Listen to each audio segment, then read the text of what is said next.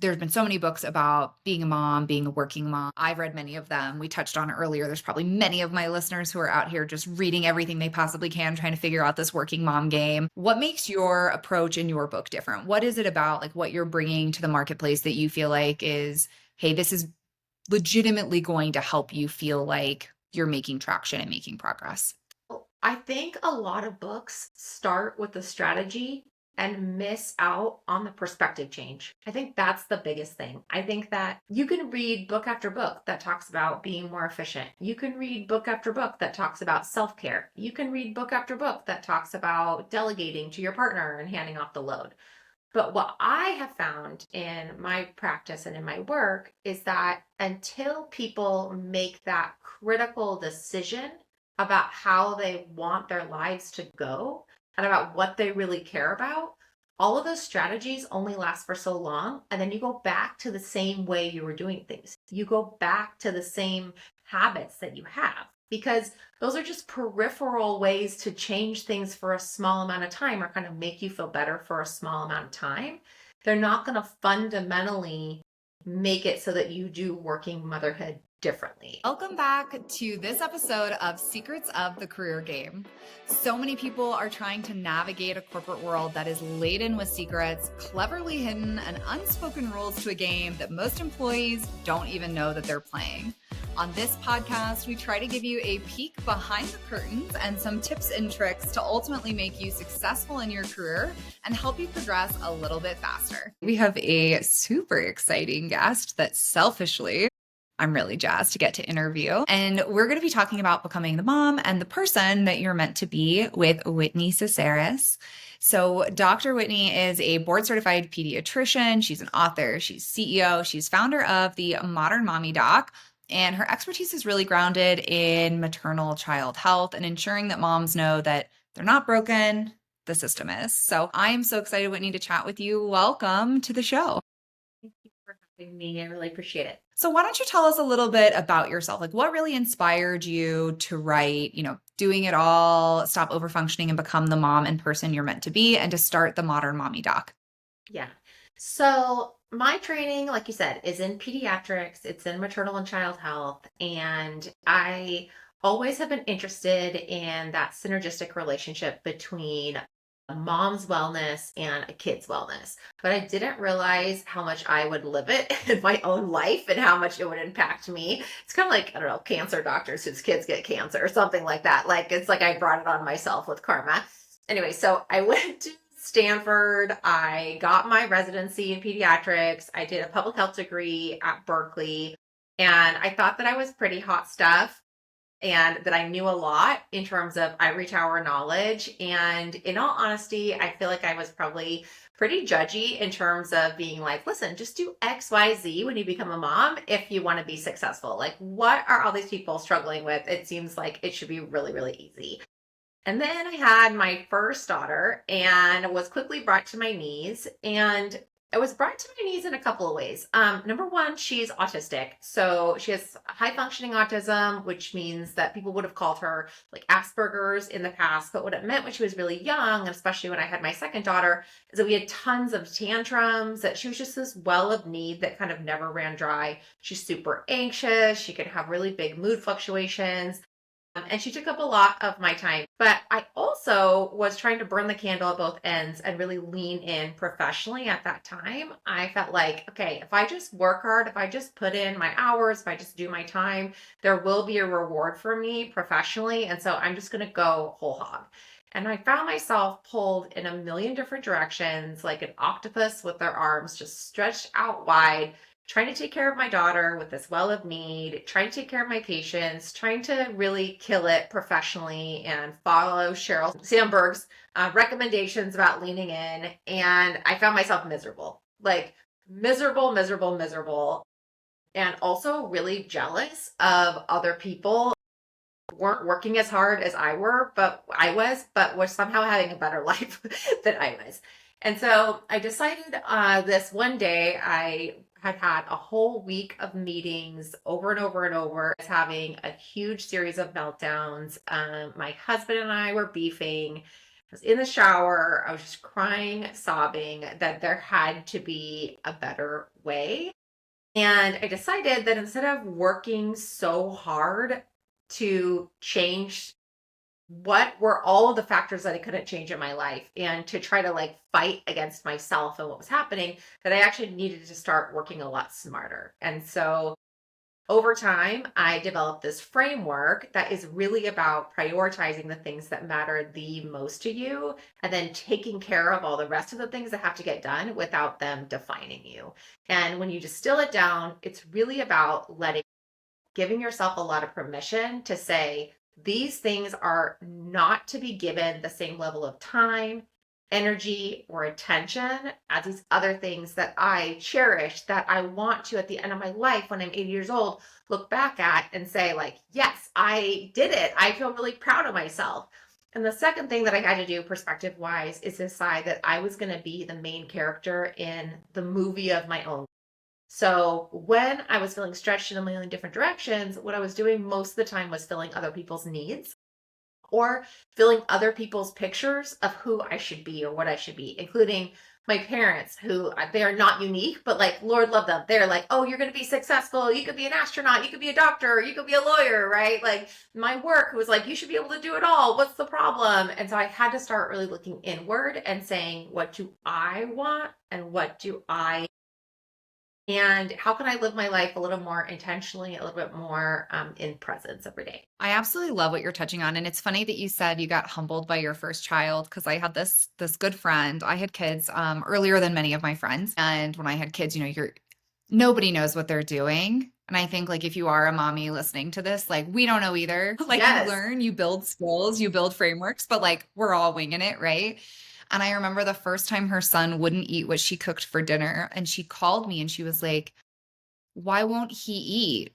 And I was like, well, you need to get him to eat something. Otherwise, he's not going to sleep through the night. He's going to wake up in the middle. He's going to make you crazy. Like, even if it's ice cream, like get something in his stomach. And she goes, I suddenly feel so guilty for every mom that I told, like, Yep. they'll eat what I cook or they won't eat Yeah. at all. She's like, yeah, that's great till my kid won't eat what I eat. And then she's like, I now feel like the worst person on the planet because I had all these aspirations of how my child rearing would go. And then I had a kid and was like, nope, you want ice cream for dinner? Ice cream it is. Like, let's get a full night's sleep so that mommy doesn't wake up absolutely crazy. So I think this is such a like empathetic experience that us moms go through is like we have all these my kids are never going to watch TV. My kids are addicted to their tablet. My kids are never going to, you know, eat grilled cheese for every meal. Yes, they will for 3 months because that's their hyperfixation food and that's what we're rolling with, right? So I love that your approach was, listen, I need to reframe, I need to take a step back, I need to understand myself and what looking like that main character looks like, and then I need to build systems that really support that. And you talk about that in some of your thought pieces in your book that like the systems are really the problem. Let's dive a little deeper into that. What does that mean? And what are some of the things that you have found that really help kind of sift through all of that? Yeah, absolutely. And before I do that, I want to go back to what you said about this idea of being on our high horse and needing empathy. I think probably the most powerful thing that I can do for people beyond telling them about systems and a framework and all that is just show people exactly that. Like, I am a pediatrician. I know all of the things. I'm an American Academy of Pediatrics spokesperson. I'm a public health expert. And I still this morning was saying to my daughter as she would not get up to go to school, like, why are you making this so difficult? Get up. You're driving me crazy. Like, this is the experience Yes. of being a mom in a modern world, and it's okay. And I think the more that people can see, like, oh, I'm not alone. Other people are not super moms, and maybe they're showing that on Instagram. They're making it look like they're doing everything right, or that if you just follow steps A through C, you will get it right 100% of the time. But one of my main messages is motherhood is a journey. You start, you feel like you have it together, and then you go into a new phase, and then you don't have it together at all. And then you go through another phase, and then you have it together, and then you don't have it together at all. And that's normal. It's how it's supposed to be. And part of the reason it's that way is because for most of your listeners, I'm sure this is true, you're a good mom who wants to do the best she can. you're not just going off of like decades and decades of, Dr. Spock told me to do XYZ. You're reading articles and you're listening to podcasts and you're trying to really analyze like what's the absolute best thing for my kid. So take heart if you're feeling overwhelmed or if you're feeling like you're alone. You are not alone. We are here with you. In terms of the I love systems, that. yes. In terms of Well, and I the think yeah, really quick, I want to double click on that because so many of the moms listening to this podcast, they're going to be working moms, right? yeah, And you expressed it yourself. You were a working mom and you're like, I want to do all the things. I want to be great in my career. I want to be yeah, there for my family. I want to be all these people. And I think when we're at work, sometimes it does to me sometimes. I work with women that I'm like, wow, she's like this wonderful mom. And I worked with this woman years ago. She was recently promoted into a chief compliance officer role at a major bank, but she won Mom of the Year. She had 7 kids. She was heading up our compliance department. She was working out 6 days a week. She was like just everything. And it seemed like she had like this wonderful, like, I just know how to do everything. And you hold yourself to that standard. Meanwhile, now looking back, I'm probably like, she sat in her room at night and was like, oh God, what's going to yeah, drop tomorrow? Like, what's going to be the next thing? But we didn't see that. Right. And yeah, so I love this idea of like, as a mom, as a woman, as you know, if you're a dad in this situation where you're feeling like, dude, I'm trying to raise my kids, I'm trying to go to work, and I just, it's not happening. Like, it's okay to have that empathy and that grace for yourself of like, it's okay not to have all the answers and to just be doing the best you can. And so I hope that if you have been eagerly awaiting the Secrets of the Career Game book, it is officially available for pre-order. This book will go over 36 strategies for building success in your career. And honestly, is some of my best lessons, best templates, and best ways for you to start to get the success and the progression in your career that you deserve. If you do pre-order the book, make sure that you email a screenshot of your pre-order to thatcareercoach@gmail.com in order to be added to our top secret community.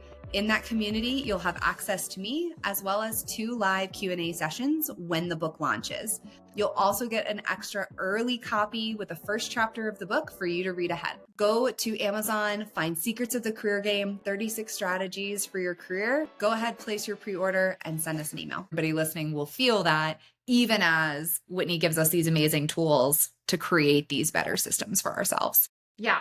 Okay, so when it comes to the systems, here is the main perspective that I hope that people will take away. When I started in my doctoring and in my residency program, and then as a private practice physician, I learned really quickly how to triage, how to say, this thing is important, this thing can wait a minute. So if a kid comes in with a bleeding arm or they have trouble breathing, that kid needs my utmost attention. It's not that the kid who's there for their well visit doesn't matter, but it's just that like that kid can wait a second, they can wait an hour, they can wait 2 hours, we could reschedule the appointment because I have this one thing in front of my face that really, really matters. As moms, though, in our lives, a lot of times we give equal weight, equal footing to all of the demands on our lives. And we do that because a lot of us have this conditioning that we should function at a really high level. If we do, that gives us a lot of value. It's also because we carry a lot of the mental load. We don't have a lot of structural things that are there to support us. So there's a ton of reasons why. But we have learned over time every single thing deserves the same level of time, energy, and attention. And what I want people to do is start to parse out, no, what are the 5 things that I want to give my yes to? What are the 5 things in my life that I care the most about? We all have different ones. In my book, I go through how you can delineate this for yourself. It's usually based off what are your values? What are the things that bring you a lot of joy? What are kind of like your unique gifts that you have? One of mine, for example, is speaking into the lives of working women, right? So almost always, if there's something that someone's going to ask me to do, even if I don't get paid for it, I'm going to say, absolutely. There's an opportunity to actually have an impact on someone's life who's a working mom. It's a yes for me, right? Building a strong connection with my kids is a yes for me. That is one of mine. And I don't mean that I'm there every single minute of every single day, but if there's an opportunity, like my youngest daughter wanted to go to the Olivia Rodrigo concert. And I was like, okay, you can either have birthday gifts Or we could spend a little bit extra. We could go to the Olivia Rodrigo concert. Okay, we're going to the concert because that is a connection. We'll dance around. We're going to be singing at the top of our lungs. That's almost always a yes. So that's some examples of things that are yeses. And then what we have to do for all the rest of the stuff that has to get done, but that shouldn't define us, but it threatens to, things like laundry, things like the dishes, we have to put them into some categories so that they don't weigh so heavily on our minds. And so that when they come at us as obligations or as requests on our time, energy, and attention, we can say clearly, like, ooh, okay, first and foremost, you're not in my priority list. But then secondarily, what do I do with you?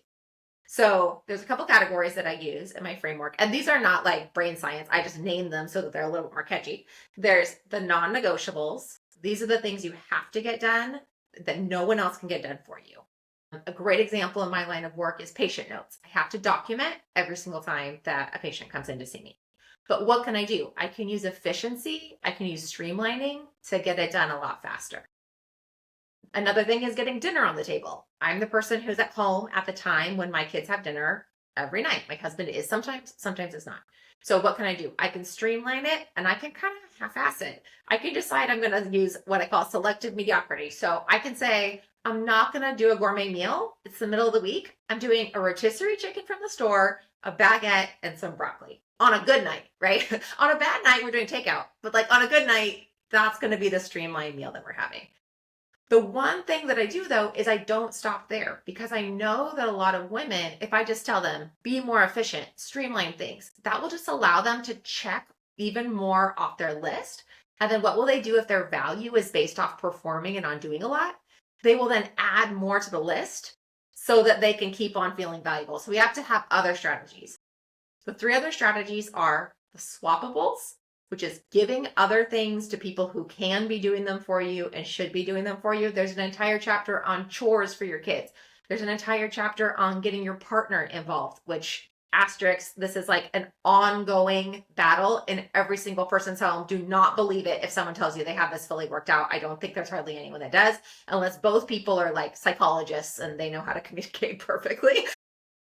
The next one is the contaminators. This is eliminating stuff in your environment so that way you don't have as much that you have to clean up and pay attention to. This is eliminating stuff on your calendar that you don't need to do. It's making a meeting into an email. It's making an email into a Slack message, like trying to make things so that they don't take up as much time. You have more white space. And then the last is the heartstrings. And these are the pulls on your attention that you do out of guilt or obligation. It might be things like joining the PTA when you really don't want to. It might be things like spending time, extended amounts of time with your in-laws if you really hate it. It's about making ways to fulfill the obligations that you have in your life without it overrunning you emotionally and without you losing your sense of self. Those are so great. And I love that there's this tactical component to it, right? Because we're all making trade-offs all the time. And, I feel very blessed in my situation. I have a wonderful partner. He's awesome. I talk about him on the podcast all the time because he is my delegate to a lot of the time. I work a full-time corporate job. I run my own business. I have 2 kids and a husband, and I compete in pageants. Like I have like a lot of multivariate interests, right? And all the time I'm like, can you pick up dinner? Can you do the dishes? Can you, and he fills a lot of that void for me. And I feel very blessed to have that. But lots of people aren't in that position where their spouse or their partner, or they have a partner to help with a lot of these things. And so I love that you have some other categories of like, great, here's what the efficiency model looks like. Here's what the Marie Kondo decrease the clutter of your life looks like. Here's what the simplify looks like, because I do think it's important to have all these different ways to approach the same problem. So I love that we're sharing some of those, not quick fixes, but different ways of thinking about your problem so that you can come up with a solution for it. And something that you've mentioned a couple of times so far in today's episode that I love and I want to double click on with you is I've talked about mental load a lot on my podcast. It's a big passion topic of mine because I think specifically in the workplace, mental load is a much better indicator of burnout than time worked, right? We tend to think of burnout and overtime as being synonymous, but it doesn't mean necessarily that you're working overtime. It just means that your mental load is constantly overloaded and you can't escape from it. So I'd love to hear how some of these systems that you're describing, how do those interact with the mental load piece? So say I choose to delegate or I choose to eliminate, like what does that mean from like a mental standpoint that we're doing to kind of release some of that stress and anxiety? Yeah. So I totally agree with you. I don't think it's actually about never being physically exhausted, never putting a lot of time into things. I just put a post up the other day that was on LinkedIn and Instagram that talked about how I went on a vacation with my husband for our 20th anniversary. We took a like red eye, of course, back home. Then, you have to because it's long enough. Then I came back. I immediately that night went my trip to Orlando. I worked for 12 hours at the American Academy of Pediatrics conference. And then I went the next morning at 5 o'clock in the morning and took a flight back to be home for my daughter, to be there in time for her to take off for outdoor school, which is this special thing that our school district does to give kids time in the wilderness and whatever. And on the surface, that looked like, oh my gosh, I'm doing so much. But really, all I was tired physically. Like I had a ton of like emotional bandwidth. I was in the pocket, like doing all the things that I care about. I was spending time with my husband, which is really important. I was doing work for moms, and I was also making sure that I attended to my child's need and that we had a strong connection as she headed off to camp. So I think you're absolutely right that it's not about trying to make it so we don't work hard physically or with our time. It's really about making it so we don't have that weight on our shoulders. All of the strategies that I'm talking about, the contaminators, the heartstrings, the non-negotiables, and the swappables, are all about making it so that you complete the task and then it's not sitting in your mind anymore. So for example, in the non-negotiables, I talk about the idea for laundry, having it be that you have a set time between 7 to 9 p.m. That's what I do every week, where you're folding and putting away laundry. The rest of the time you can wash and you can dry and put it in a pile, but just having it be one moment on your schedule that this is the moment that I fold and that I put away. And it can be multiple times a week, but just that idea of this is the only time I think about laundry. I'm not going to think about it any other time. That eliminates the mental load of it. You still have to do the physical work, but you're not trying to think about like, ooh, when am I going to fit that in? I feel so bad. It looks so messy.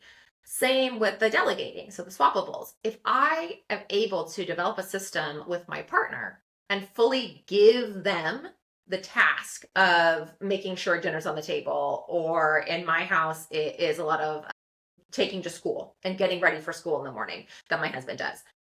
That makes it so that in the mornings and at night when I'm thinking about it, I'm not like, ooh, emotionally, my kids are terrible at getting out in the morning. And so that is an emotional, mental load I do not want. I'll pick them up at the end of the day. They're lovely then, but they're not morning people just like me. So that removes mental load. When you declutter, when you decontaminate in your house, it makes it so that as you're looking around in your environment, you have less stress.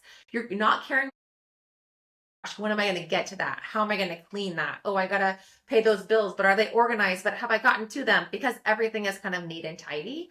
And same with the boundaries, actually, with the heartstrings. When you are able to set some strong boundaries on yourself, which means saying, I am going to make choices that fill my own needs at the same rate as other people's needs, or even more my own needs. I'm not going to be constantly making decisions based off what only other people need or how are they going to feel. I'm going to make decisions based off what do I need to. That makes it so that you're not thinking in the shower like, oh man, does that person feel feelings? Did I do enough for them? Oh my goodness. That reduces your mental load. So fully, this is all about reducing mental load for moms. Every single strategy is. Yeah. And I love to hear that because it is, I think that's where women, I see oftentimes working with clients, that's the big challenge because we give it to you, but we don't release it. Right. So then we're thinking and we're thinking and we're thinking, we're tracking, we're stressing ourselves out over something that like we have chosen needs to go into a different bucket, needs to go into a different category, but we're like, but it's my thing, right? And that's where I think it weighs down women. So I love to hear how you kind of think about releasing some of that with the process. And I know that we've kind of hinted towards it, but a lot of this drives up our stress levels, right? When we carry this heavy mental load, when we're trying to be that octopus pulled in 8 different directions, right? There's a lot of that stress increase. And the Surgeon General just released a report about how the maternal stress and the children's stress really intersect with one another. So when you think about that, and you've done studies on this, how do you propose moms take action on this, we as a society take action on this, individuals listening to this podcast? Like, how do we start to address this problem of like this interconnected stress building that we're seeing right now? Yeah. Okay, so a couple things. One, from a systemic level, of course, we need change. And I'm so happy to see childcare, for example, the cost of childcare being entered into the election discussion this cycle. So important that we are talking about that on a national scale. Paid parental leave, that would do a ton. Programs that build more equity in the workplace. Programs like, I have a friend, Mary Beth Ferrante, who does a lot of work about helping parents do what they call parent out loud in the workplace, so that way the culture changes. And it's not weird to say, hey, I got to take my kid to a dentist appointment at 3 p.m. today, right? And leave a little bit early. I'll come in early on the next day, so that way there's a little bit more flexible. Remote working, all of those things make a huge difference. From an individual standpoint, I think what's most important for people to know as they're starting to make a perspective change or doing that really difficult work of letting go, because that really is, I think, at the crux of this. It's about understanding what is the trade-off that they will make if they don't, for their own mental health and for their children's mental health, because there's really no escaping it. There's a quote I saw the other day that said, when we get quiet about our own needs, our bodies get loud. And the discussion was basically talking about, we get stressed out, we get headaches, we get sleeplessness, we start to feel angry, we snap at our kids, we snap at our partners, we are less effective when we are at work because we're really stressed that way. And then what happens? We have a cycle where we know when parents are more stressed, kids get more stressed. And you, let me say this loud and clear, are not the only reason your child is stressed or having mental health issues if your child is having them. It's not your fault. But it is all in an environment, it is in an ecosystem. And so the less stressed you can be, the least agitated, the more bandwidth you have, the better that it's going to be for your child. When I talk about doing less or doing more of just what matters, it's like, well, there's no way I could do that because I have all this education. Like, cool.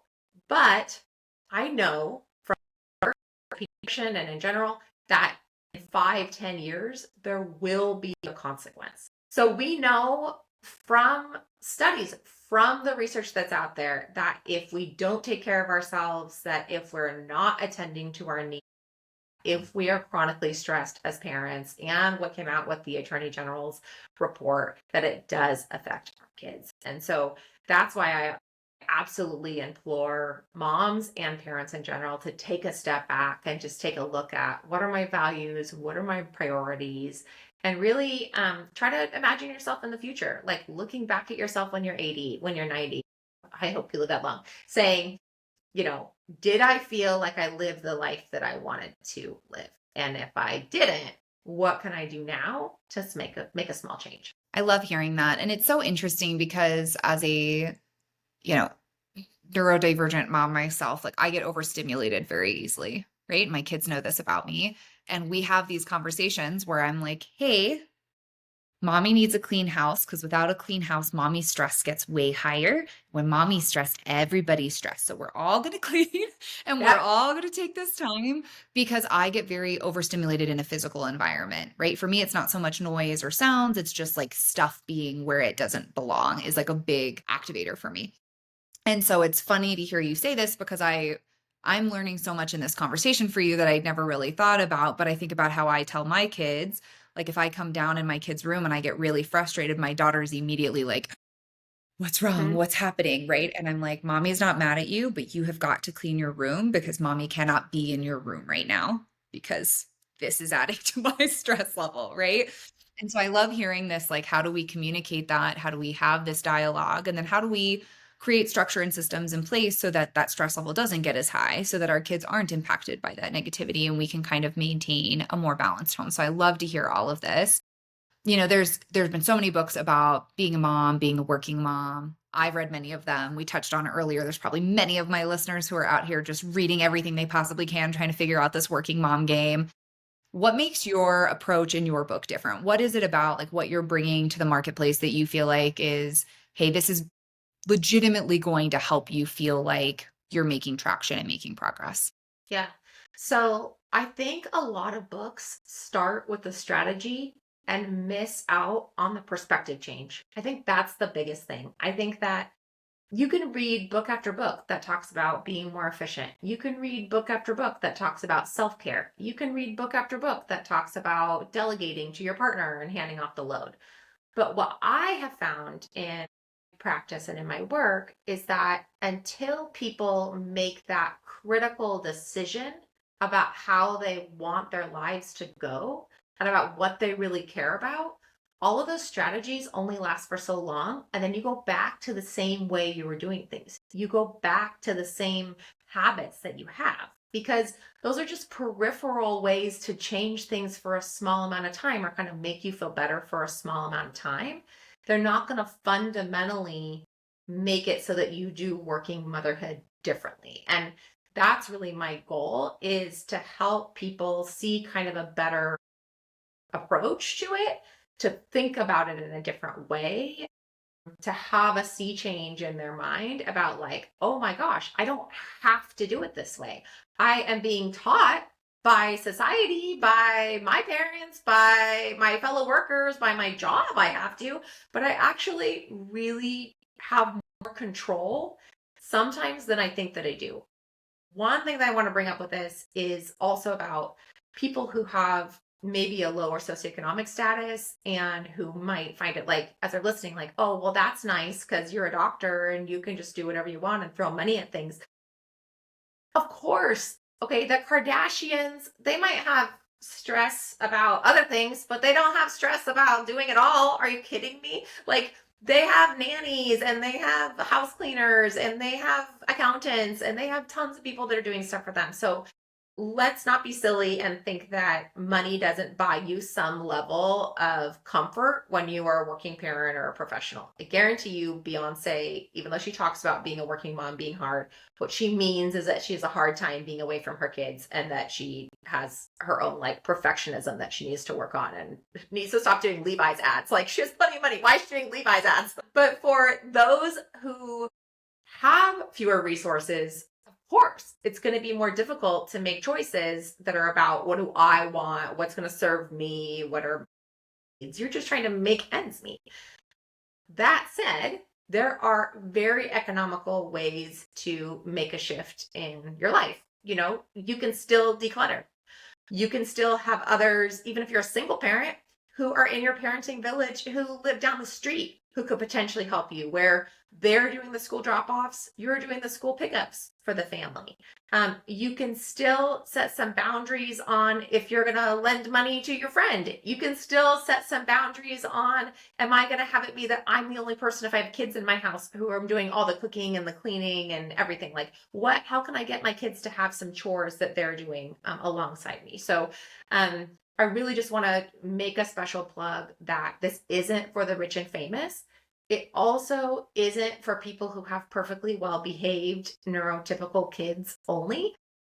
This is for those of us who have a lot of storms that come their way, deal with a lot of stuff. I do every single day. And that's half of why I wrote this book. And that I think is the other key differentiator, is that I am not living a life where I just manifest like goodness all day long. Like, I'm living like a real life with tough kids I've been in tough situations with them, and that I had to figure it out. It was like, necessity is the key to invention, or mother of invention. It was like that when I figured out this framework. So just to give people a little bit of context in terms of how much I value real world and real life solutions over manifesting or like dream world Kardashian stuff. Yeah. And I love to hear you say that because, one, I think people severely underestimate how stressful being a doctor is. So just like quick aside, totally. it's Yes. not like Whitney's like sailing a boat for fun 9 hours a day. So let's also be clear. But also, I think it is good because you're right. There are things where like we hired housekeepers for the first time last year. Game changer. So great. Love having a housekeeper who comes once a month to just do the deep cleaning I don't want to do, right? We still got to clean the house all the time, right? But there are definitely socioeconomic levels to this, and I think it's important to call those out. But I think the flip side is having and maintaining your own set of boundaries can be agnostic of your income level, but it has to be intentional. So I love bringing that focus back. So for anybody who's listening to this podcast, Whitney, who has learned a bajillion things from you today, like I have, because this was so great, what's one thing that you were like, hey, if you're listening to this, if you want to start taking back a little more control, if you want to start finding what are your highest, priorities and really starting to figure out your time, what is one thing you would tell them to go do tomorrow that you feel like could start jumping them into this next future? Yeah. Okay. So what I want you to do tomorrow is when you're in the shower, when you're washing your hair, take like 2 extra minutes while you're in there and start to just get a little bit aware. Feel aware of like, wow, how am I feeling? Am I feeling exhausted? Am I feeling resentful? Am I feeling disappointed? Am I feeling like I can't get a break? What am I feeling? Because your feelings are the key to what your needs are. So if you are feeling like, I feel amazing, I love my life, I feel great, I feel so energetic, I love being a mom, blah, blah, blah, then awesome. You don't need anything that I have to say because you're doing better than I am. So you come teach me and write a book and give it to me and I will read it and we'll do great. If, however, you are feeling stressed and you find yourself being like, yeah, I feel so overwhelmed, then that is a key that you might need to make a shift and start just every day trying to pay attention. How do I feel? Where am I today? Because that's going to help you, even if you don't follow any type of framework that I do, it's going to help you to identify what your needs are and then to start to express them to other people. Even if it's like, I need 5 minutes by myself at the end of the day. I need to go on a walk and get outside. I need a latte. Like, I need to read a book. I need to go be with other moms and have them hear me and feel like I'm not so alone. So that would be my number one thing to do is start just getting aware about where you are right now so you can figure out where you want to be. I absolutely love that. Well, thank you so much, Whitney, for coming on the show. I felt like this was such a great dialogue and conversation. If people are listening to this and they want to find you, they want to learn more about you, where should they go? So the book is called Doing It All, Stop Overfunctioning and Become the Mom and Person You're Meant to Be. It's available wherever books are sold. Amazon is the easiest. And then you can find me at modernmommydoc.com. There's tons of freebies on there. I have a free 5-day mini course that you can do. You can listen to the podcast that I have there, and I'm on the gram. Awesome. And we'll tag all of that in the show notes. But Whitney, thank you again for being on today's episode. We'll definitely have to have you back in the future. But if you're listening to this and you like today's episode, go ahead, leave us 5 stars, leave any questions or comments down below so we can check them out. But otherwise, Whitney, thank you so much. This was wonderful. You bet.